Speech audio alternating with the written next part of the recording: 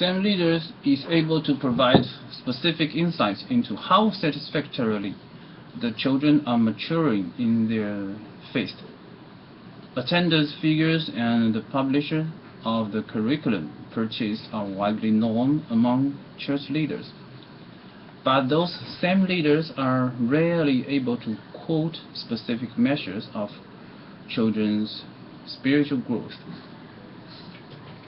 This sense of limited priority is confirmed by research we conducted among a random national sample of senior pastors leading Protestant churches. When asked to identify their church's top ministry priorities for the current year, only 24% mentioned ministry to children.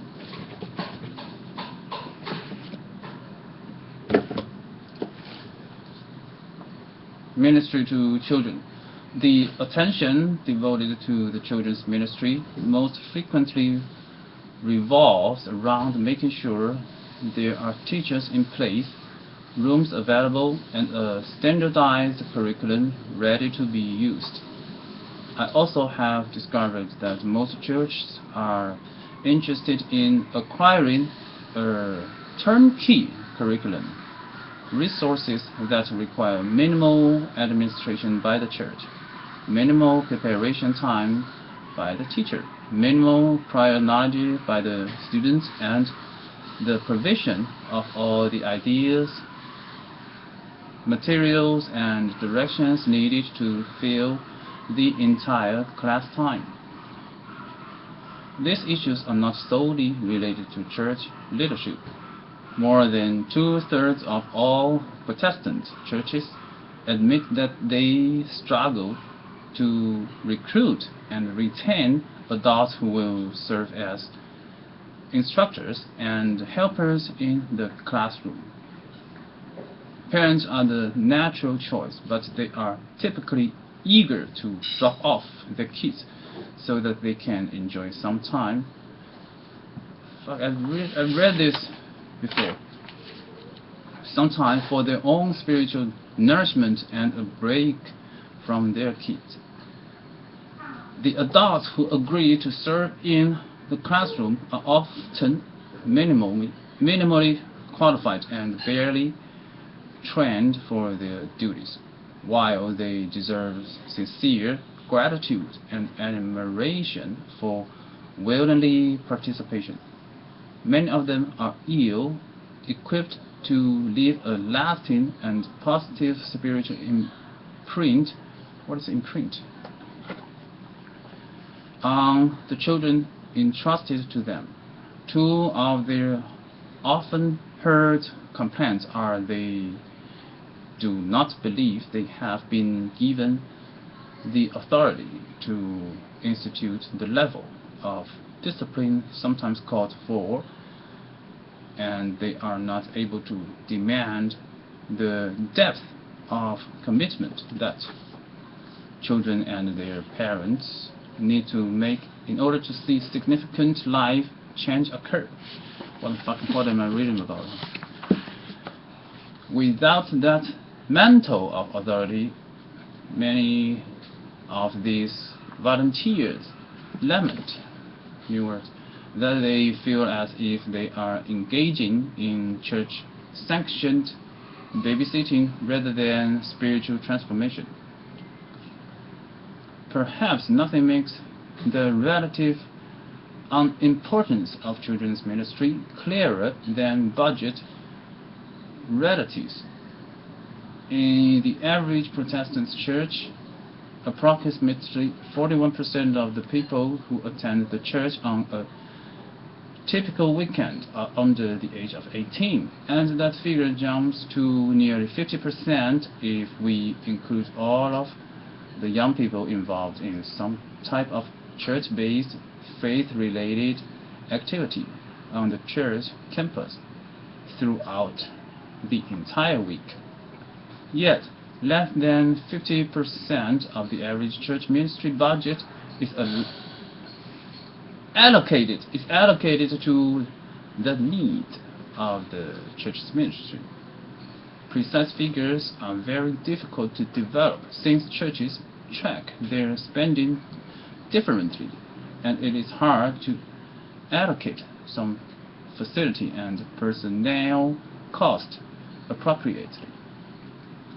Regardless of the exact figures, the pattern is evident. Children receive a relatively minor share of the church's ministry dollars. If the popular adage that one's checkbook identifies one's priorities is correct, then children are clearly secondary concern for most churches. Furthermore, the second-class status of nurturing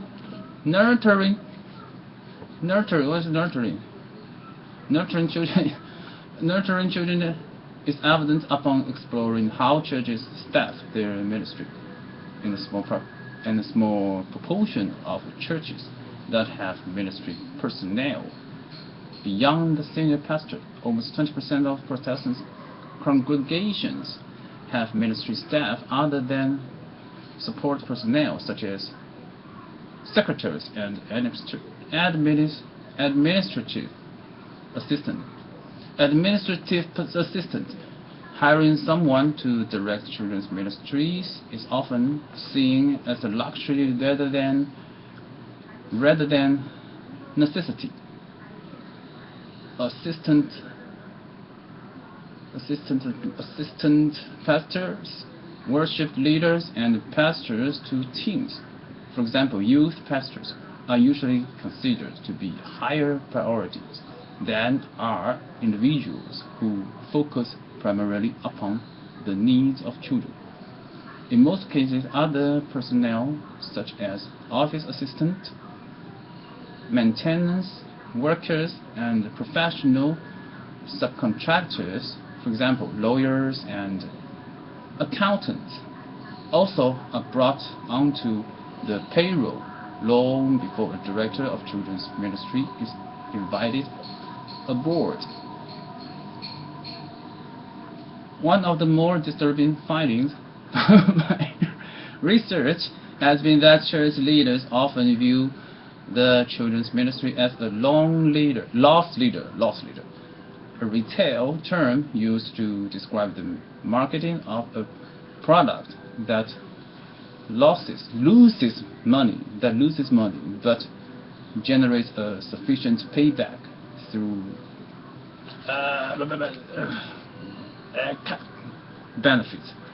Churches' ministry are frequently marketed to adults because research shows that millions of parents want their children to have a positive church experience and that they will attend any nearby church that provides their children with a consistently high-quality ministry. Viewed from that angle, many churches do not adequately or appropriately support ministry to children because kids are seen as a bait. What's the bait? That enables to church to land the real treasure. For example, adults rather than as a valuable if unrefined treasure in themselves. Are we missing the mark? The statistics